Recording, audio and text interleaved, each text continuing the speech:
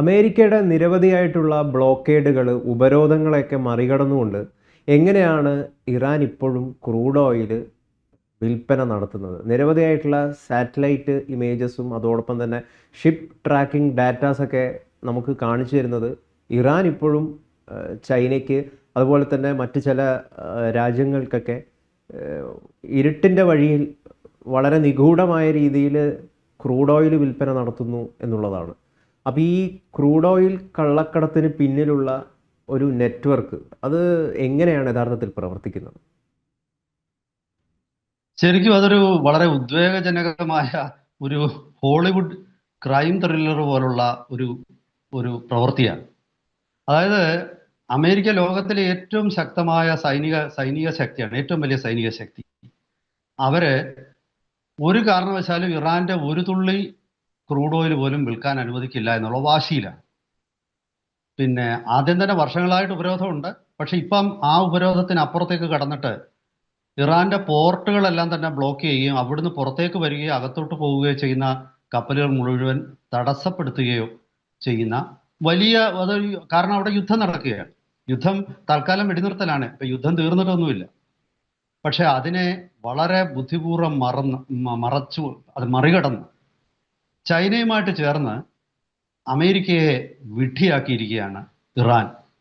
അതൊരു വലിയ കള്ളക്കടത്ത്, അതായത് ക്രൂഡ് ഓയിൽ കള്ളക്കടത്തിന്റെ ഒരു നിഗൂഢമായ മേഖലയാണ്. ഒരുപക്ഷെ ഇത് കേട്ടുകൊണ്ടിരിക്കുന്ന മലയാളികളിലെ സാഹസികരും ധനികരും ഒക്കെ ആയിട്ടുള്ള ആൾക്കാർക്ക് വേണമെങ്കിൽ അവസരമുള്ള ഒരു ഏരിയയാണ്.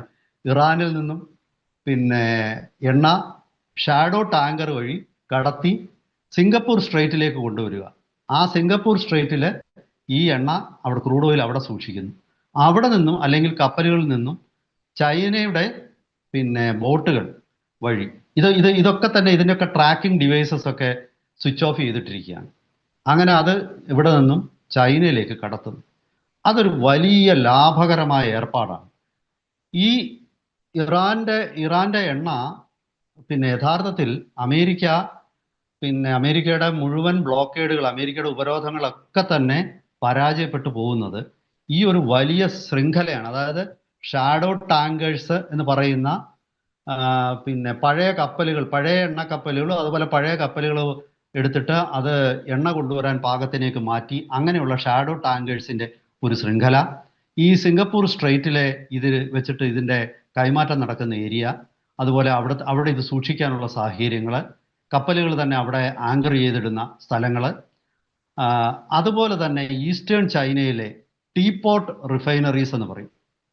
അതായത് പിന്നെ ഏതാണ്ട് ചായ കൊണ്ടുവരുന്ന ഒരു ചെറിയ പഴയ കാലത്തെ കുടങ്ങളാണ് ടീപോട്ടുകൾ എന്ന് പറയുന്നത്.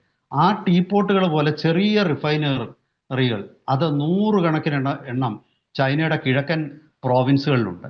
ഇതെല്ലാം കൂടെ ചേർന്നിട്ടുള്ള ഒരു ശൃംഖലയാണ് ഈ പിന്നെ ഇറാന് അമേരിക്കയുടെ ബ്ലോക്കേഡ് മറികടക്കാനായിട്ട് ഇറാനെ സഹായിക്കുന്നത്. ഇത് ഇപ്പോൾ പ്രസിഡന്റ് ഡൊണാൾഡ് ട്രംപ് ബെയ്ജിങ്ങിലേക്ക് എത്തിയിരിക്കുകയാണ്. എത്താൻ എനിക്ക് തോന്നുന്നു അദ്ദേഹം ഉടൻ തന്നെ അവിടെ ബെയ്ജിങ്ങിൽ എത്തും. ചൈനീസ് പ്രസിഡന്റ് സി ജിൻപിങ്ങുമായിട്ട് ചർച്ചകൾ നടത്തും. ഇറാൻ യുദ്ധം അവസാനിപ്പിക്കാനുള്ള നടപടികളിലേക്ക് പോകും. അതൊക്കെ നടക്കുമ്പോൾ അദ്ദേഹം എത്തുന്ന ബെയ്ജിങ്ങിൽ നിന്നും അധികം ദൂരമല്ലാതെ ഉള്ള ഷാൻഡോങ് പ്രോവിൻസ്, ഹെയ്ബി പ്രോവിൻസ്, ഇങ്ങനെ 2 പ്രോവിൻസുകളിലായിട്ടാണ് ഈ 100 കണക്കിന് അല്ലെങ്കിൽ 1000 കണക്കിന് എന്ന് പറയാവുന്ന ഈ ചെറിയ ഓയിൽ റിഫൈനറികൾ പ്രവർത്തിക്കുന്നത്. ഈ ഓയിൽ റിഫൈനറികൾ സ്വകാര്യ വ്യക്തികളുടേതാണ്. ചൈനീസ് സർക്കാരിന്റെ അനുവാദത്തോടു കൂടി തന്നെയാണ് ഇത് പ്രവർത്തിക്കുന്നത്. ഇവര് പിന്നെ ഇറാനിൽ നിന്നും ഒരു വർഷം ഇറക്കുമതി ചെയ്യുന്ന എണ്ണയുടെ മൂല്യം കേട്ടാൽ നമ്മൾ ഞെട്ടിപ്പോവും. അതായത് കഴിഞ്ഞ വർഷം അവർ 32.5 ബില്യൺ US$ ക്രൂഡ് ഓയിലാണ് ഇറാനിൽ നിന്നും ഈ ഷാഡോ നെറ്റ്വർക്ക് വഴി ചൈനയിൽ എത്തിയതെന്ന് ഒരു കണക്ക് പറയുന്നു. അതിലും കൂടുതലാകാമെന്ന് മറ്റു ചില കണക്കുകൾ പറയും. അപ്പോൾ ഈ ടീപോട്ട് റിഫൈനറീസ് എങ്ങനെ അമേരിക്കയുടെ ഉപരോധങ്ങളെ മറികടക്കാം എന്നുള്ളതിന് ലോകത്തിന് തന്നെ ഒരു ഉദാഹരണമാണ്. അതായത് ഇവിടെ അമേരിക്കയ്ക്ക് ഒരു പരിമിതിയുണ്ട്. അമേരിക്കയ്ക്ക് ഈ കാര്യം പറഞ്ഞ് ചൈനയുടെ മേൽ യുദ്ധം നടത്താനൊന്നും പറ്റത്തില്ല. ചൈനയെ പോയി ആക്രമിക്കാനൊന്നും അതിനൊന്നും അമേരിക്ക തയ്യാറാകും. അമേരിക്കയുടെ ആ പരിമിതി മുതലെടുത്തുകൊണ്ടാണ് ചൈന ഇതൊക്കെ ചെയ്യുന്നത്. ഇവിടെ ഇത് ചൈനയിലേക്കുള്ള ഒരു ഷിപ്മെന്റ് ആണെന്ന് ഒരിടത്തും ചൈന പറയില്ല. ഈ ഇത്രയധികം മൂല്യമുള്ള, അതായത് വർഷം ഒരു 10-33 ബില്യൺ US ഡോളറിന്റെ എണ്ണ വരുമ്പോൾ അതിനെക്കുറിച്ച് ഒരു റെക്കോർഡും ചൈനയുടെ കസ്റ്റംസിന്റെ കൈവശം ഉണ്ടാകില്ല. ഇത് അതായത് ഒരു അന്താരാഷ്ട്ര പരിശോധന നടന്നാൽ ഇവിടെ അങ്ങനെയൊന്നും സംഭവിക്കുന്നില്ല. ഞാൻ ആദ്യമേ പറഞ്ഞല്ലോ, ഇത് കൊണ്ടുവരുന്ന ടാങ്കറുകൾ, ഈ ടാങ്കറുകൾ എന്ന് പറയുന്നത് പഴയ കപ്പലുകൾ എടുത്തിട്ട് ടാങ്കറുകളായിട്ട് രൂപം മാറ്റുന്നു, അല്ലെങ്കിൽ പഴയ ഓയിൽ ടാങ്കറുകൾ തന്നെ വാങ്ങിക്കുന്നു. കാരണം ഇതിന് നേരെ ഒരു ആക്രമണം ഉണ്ടായി നശിച്ചു പോയാലും അവർക്ക് വലിയ പ്രശ്നമൊന്നുമില്ല. ആ രീതിയിലുള്ള റിസ്ക് എടുക്കുന്ന കച്ചവടമാണ്. റിസ്ക് എടുക്കുമ്പോൾ ലാഭം വളരെ കൂടും. അങ്ങനത്തെ ഒരു കച്ചവടമാണ്. വേണമെങ്കിൽ ആർക്കെങ്കിലും താല്പര്യമുള്ള മലയാളികളുണ്ടെങ്കിൽ ഈ ചുമ്മാതെ ചെറിയ ചെറിയ മോഷണമായിട്ട് നടക്കാതെ വേണമെങ്കിൽ അവിടെ പോയിട്ട് ഇറാനിൽ നിന്നും എണ്ണ കള്ളക്കടത്ത് നടത്തി ചൈനയ്ക്ക് കൊടുക്കാം. അമേരിക്കൻ പട്ടാളത്തിന്റെ വെടിയേറ്റ് കൊല്ലപ്പെടാൻ സാധ്യതയുണ്ട്. ബോംബിട്ടും മിസൈലും ഒക്കെ ഇട്ട് ചിലപ്പോൾ കൊല്ലപ്പെടുകയും ചെയ്യും. അങ്ങനെ ഒരു സാധ്യതയും കൂടെ ഉണ്ട്. അപ്പൊ ശരിക്കും പറഞ്ഞാൽ പല മലയാളി, ഞാനിത് ഈ തമാശയ്ക്ക് ഇത് പറഞ്ഞെങ്കിലും ഞാൻ ആ പറഞ്ഞതിനൊരു കാര്യമുണ്ട്. ഇത്തരം ബിസിനസ്സിൽ ഏർപ്പെട്ടിരുന്ന ഒരു മലയാളി, ഞാൻ പേരൊന്നും പറയുന്നില്ല, അദ്ദേഹം വലിയ പ്രതിസന്ധിയിൽ പിന്നെ പോയി. അദ്ദേഹം കോടിക്കണക്കിന് ലാഭം ഉണ്ടാക്കി. പിന്നീട് അദ്ദേഹം പ്രതിസന്ധിയിലേക്ക് വീണു. ഈ മേഖലയിൽ ഇപ്പം അവിടെ നിന്നും കൊണ്ടുവരുന്ന ഈ കപ്പലുകളുടെ ട്രാക്കിംഗ് ഡിവൈസസ് മുഴുവൻ സ്വിച്ച് ഓഫ് ചെയ്യപ്പെട്ടിരിക്കും. ഇത് ഒരു തരത്തിലും ഇത് ട്രാക്ക് ചെയ്യാൻ പറ്റില്ല. പിന്നെ ഇത് പലപ്പോഴും ഈ എണ്ണ മലേഷ്യയുടെയോ മറ്റോ ആണെന്നുള്ള രീതിയിലായിരിക്കും ഈ എണ്ണ കടത്തുന്നത്. ഈ മറ്റൊരു കാര്യം, ഈ പലപ്പോഴും മലേഷ്യയിലേക്കും അതുപോലെ വിയറ്റ്നാമിലേക്കുമൊക്കെ ഇറാനിൽ നിന്നും ഇത്തരത്തിൽ എണ്ണ എത്തുന്നു. അവിടെ നിന്നും വേറെ മാർഗങ്ങളിൽ ഇത് ചൈനയിലേക്ക് തിരികെ പോകുന്നുണ്ട്. അങ്ങനെ ഇതൊരു വലിയ ഒരു നിഗൂഢ വലയമാണ്. ഇത് നിഗൂഢതയുടെ ഒരു വലിയ മേഖലയാണ്. ഇതില് നമുക്ക് ഈ ചൈന ഇപ്പോൾ ചെയ്യുന്നത്, ചൈനയുടെ സർക്കാരിന്റെ പിന്തുണയുള്ള അധോലോക സംഘങ്ങളുണ്ട്. അവര് ഈ തെക്ക് കിഴക്കൻ ഏഷ്യ പലപ്പോഴും കടലും ഒക്കെ ഭരിക്കുന്നത് അവരാണ്. ചൈനയുടെ പിന്തുണയുള്ള മാഫിയ സംഘങ്ങളുണ്ട്. ഈ ചൈനയുടെ പിന്തുണയുള്ള മാഫിയ സംഘങ്ങൾ ഇവിടെ സംഭവിക്കുന്ന, അമേരിക്ക ഇനി അഥവാ ഇവരെ പിടിച്ചു എന്നിരിക്കട്ടെ, ഇവരെ പിടിച്ചിട്ട് ആരാണ് യഥാർത്ഥത്തിൽ ഇതിന്റെ പിന്നിലെന്ന് അമേരിക്കയ്ക്ക് അറിയാൻ പറ്റില്ല. പിടിക്കുന്നവനെ ബ്ലാക്ക് ലിസ്റ്റ് ചെയ്യും. ഇത് ഏതെങ്കിലും ഒരു ലൊട്ടിലൊടുക്ക് കമ്പനി ഉണ്ടാക്കും. ആ ലൊട്ടിലൊടുക്ക് കമ്പനിയെ അമേരിക്ക ബ്ലാക്ക് ലിസ്റ്റ് ചെയ്യും. ഏതെങ്കിലും ഇതുപോലെ അമേരിക്ക CIA ഒക്കെ സഹായത്തോട് കൂടിയിട്ട് ചൈനയിലെ ഏതെങ്കിലും ഈ പറയുന്ന ടീപോട്ട് റിഫൈനറികളുടെ പേരൊക്കെ കണ്ടുപിടിക്കും. അതിനെ ബ്ലാക്ക് ലിസ്റ്റ് ചെയ്യും. അവനുടനെ അടുത്ത ദിവസം വേറൊരു പേരിൽ അവിടെ തുടങ്ങും. മനസ്സിലായത്? അതായത് ഈ അന്താരാഷ്ട്ര തലത്തിൽ ചൈനയെ ബ്ലാക്ക് ലിസ്റ്റ് ചെയ്യാൻ അമേരിക്കയ്ക്ക് പറ്റുന്നില്ല. ഒരുപക്ഷെ ചൈനയോ ഇന്ത്യയോ അല്ലാത്ത ഒരു രാജ്യം ഇത്തരം പണിക്കിറങ്ങിയാൽ അമേരിക്ക പണി കൊടുക്കും.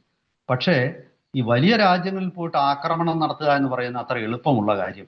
അപ്പൊ അമേരിക്കയ്ക്ക് പരമാവധി ചെയ്യാൻ കഴിയുന്നത് ഈ കള്ളക്കടത്തിൽ ഏർപ്പെടുന്ന വ്യക്തികളെ അല്ലെങ്കിൽ കമ്പനികളെ, അവരുടെ ഓണർഷിപ്പിലായിരിക്കുമല്ലോ കപ്പലുള്ളത്, അവരെയും ചൈനയുടെ ടീപോട്ട് റിഫൈനറി എന്ന് പറയുന്ന ഏതെങ്കിലും അങ്ങനത്തെ ഒരു റിഫൈനറിയുടെ ഇതെടുത്തിട്ട് അവരെയും ബ്ലാക്ക് ലിസ്റ്റ് ചെയ്യും അമേരിക്ക. പക്ഷേ ബ്ലാക്ക് ലിസ്റ്റ് ചെയ്തുകൊണ്ട് ഒരു ഫലവുമില്ല. ഈ ബിസിനസ്, ഈ കള്ളക്കടത്ത് നിരന്തരം നിർഭയം നടന്നുകൊണ്ടിരിക്കും. ഇതൊരു വല്ലാത്ത പ്രതിസന്ധിയാണ് അമേരിക്കയ്ക്ക്. അപ്പൊ ലോകത്തിന് ഇതിൽ ഒരു പാഠമുണ്ട്. പാഠം എന്താണെന്ന് വെച്ചാൽ അമേരിക്കയുടെ ഉപരോധങ്ങളെ മറികടക്കാനുള്ള ഒരു സംവിധാനം ഇവിടെ വളരെ വിജയകരമായിട്ട് രൂപം കൊണ്ടിരിക്കുന്നു. അമേരിക്ക നേരിട്ട് ഇറാന്റെ പോർട്ടുകളിലും അതുപോലെ തന്നെ കടലിലും സെർച്ച് ഓപ്പറേഷൻസ് ഒക്കെ നടത്തുന്നുണ്ടെങ്കിലും അതിനെയൊക്കെ മറികടന്ന് പോകാൻ ഈ കപ്പലുകൾക്കും സാധിക്കുന്നു എന്നുള്ളത്. അതായത് ഇതിന്റെ ഒരു 10% പോലും പിടിച്ചെടുക്കാൻ അമേരിക്കയ്ക്ക് കഴിയുന്നില്ല. കാരണം അത്രയധികം കപ്പലുകളാണ് ഒരുപക്ഷെ അന്താരാഷ്ട്ര കപ്പൽശാലികളിലൂടെ ഒക്കെ പോകുന്നത്. അതിലേത് കപ്പലിനെ നമ്മൾ തടഞ്ഞു നിർത്തും? അവിടെ വേണ്ടത് വളരെ കൃത്യമായ ഇന്റലിജൻസ് ആണ്. പക്ഷെ അക്കാര്യത്തിൽ അമേരിക്കയും ഇസ്രായേലും ഒക്കെ ഏറ്റവും മികച്ചു നിൽക്കുന്നത് ഇന്റലിജൻസ് ഗാദറിങ്ങിലും ഒക്കെയാണ്. പക്ഷെ അവിടെ ഇവർ പരാജയപ്പെട്ടിരിക്കുന്നു. ഈ ഒരു പരാജയം അതൊരു ഞെട്ടിപ്പിക്കുന്ന പരാജയമാണ്. കാരണം ചൈനയിലെ ഈ റിഫൈനറികൾ ഇറാനെ സംബന്ധിച്ചിടത്തോളം ഇറാന്റെ യുദ്ധം ചെയ്യാനുള്ള ശേഷിയെ നിലനിർത്തുന്നത് ഈ ചൈനീസ് ടീപോട്ട് റിഫൈനറീസാണ്. അമേരിക്കയ്ക്ക് ഒരു കാരണവശാലും ഇറാന്റെ ഈ എണ്ണ വിൽപ്പനയെ തടയാൻ പറ്റുന്നില്ല. കാരണം ക്രൂഡ് ഓയിൽ എന്നത് ലോകത്തിലെ എല്ലാ രാജ്യങ്ങൾക്കും ആവശ്യമുള്ള ഒരു റോ മെറ്റീരിയലാണ്. അത് വേണ്ടെന്ന് വെക്കാൻ ആരും തയ്യാറാവില്ല. ഇത് ഒരു വലിയ പിന്നെ അമേരിക്കയെ സംബന്ധിച്ച് ഒരു വലിയ കീറാമുട്ടിയാണ്.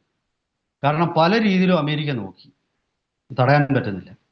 ഇങ്ങനെ ഒരു സംവിധാനം നിലവിലുണ്ടെന്ന് തന്നെ ചൈന അംഗീകരിക്കുന്നില്ല.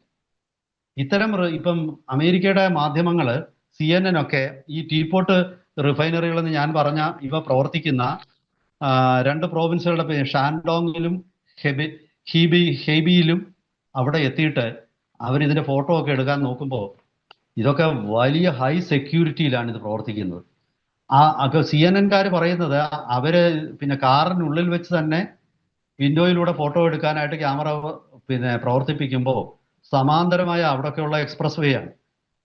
ആ സമാന്തര പാതകളിലൂടെ മറ്റ് ഇരുഭാഗത്തും വലിയ കാറുകൾ വന്നിട്ട് CNN കാറ് ഫോട്ടോ എടുക്കുന്നതിൽ നിന്ന് അവർ തടയുമെന്ന് വെച്ചാൽ അവർ ബലമായിട്ടൊന്നും തടയുന്നില്ല, പക്ഷേ ആ വ്യൂ മറച്ചു കളയും. അവിടെ പോയിട്ട് അതിനുള്ളിലേക്ക് പ്രവേശിക്കാൻ പറ്റില്ല, കാരണം അവിടെ സെക്യൂരിറ്റി ഒരിക്കലും അനുവദിക്കുന്നില്ല. അവരോട് ചോദ്യം ചോദിച്ചാലും അവർ മറുപടി പറയില്ല. അങ്ങനെ വളരെ ഒരു നിഗൂഢത നിലനിർത്തിക്കൊണ്ട് ചൈനയുടെ കിഴക്കൻ പ്രവിശ്യയിലെ 4 തുറമുഖങ്ങളിലൂടെയാണ് ഈ വ്യാപാരം നടക്കുന്നത്. ഏറ്റവും കുറഞ്ഞത് ഒരു ദിവസം 1.5 മില്യൺ ബാരലെങ്കിലും എണ്ണ ഈ 4 പോർട്ടുകളിലൂടെ കൈകാര്യം ചെയ്യുന്നതായിട്ടാണ് പറയുന്നത്. ഈ 1.5 മില്യൺ ബാരൽ എന്ന് പറയുന്നത് അത് മുഴുവനും ഈ ഇറാനിൽ നിന്ന് വരുന്ന ഈ ടീപോട്ട് റിഫൈനറികൾക്ക് ആവശ്യമുള്ള കള്ളക്കടത്തിലൂടെ ഇവിടെ എത്തുന്ന ഷാഡോ ഓയിൽ ടാങ്കേഴ്സ് വഴി വന്ന് അതുപോലെ അമേരിക്കയിലെ അമേരിക്കയുടെ ഉപരോധത്തെ മറികടക്കുകയും ഇറാനെ സംബന്ധിച്ചിടത്തോളം ഇറാന് അവരുടെ ദൈനംദിന ആവശ്യങ്ങൾക്കുള്ള പണം കൊടുക്കുന്ന ഒരു സംവിധാനമായിട്ട് ഇത് മാറിയിരിക്കുകയും ചെയ്യുന്ന ഒരു സാഹചര്യമാണ്. അമേരിക്ക ഇതിനെ മറികടക്കാൻ വേണ്ടിയിട്ട് ഇതുവരെ അമേരിക്കയ്ക്ക് ഒരു വിജയകരമായ തന്ത്രം ആവിഷ്കരിക്കാൻ കഴിഞ്ഞിട്ടില്ല. അതല്ലെങ്കിൽ എനിക്ക് തോന്നുന്നത് ഒരുപക്ഷെ അമേരിക്കയ്ക്ക് ഈ സിംഗപ്പൂർ സ്ട്രെയ്റ്റ്സിൽ അവിടെ എന്തെങ്കിലും പരിശോധനകൾ നടത്തുക, അവിടെയുള്ള east China product port limited എന്ന് പറയുന്ന ഒരു സംവിധാനത്തിലൂടെയാണ് ഈ ഒരു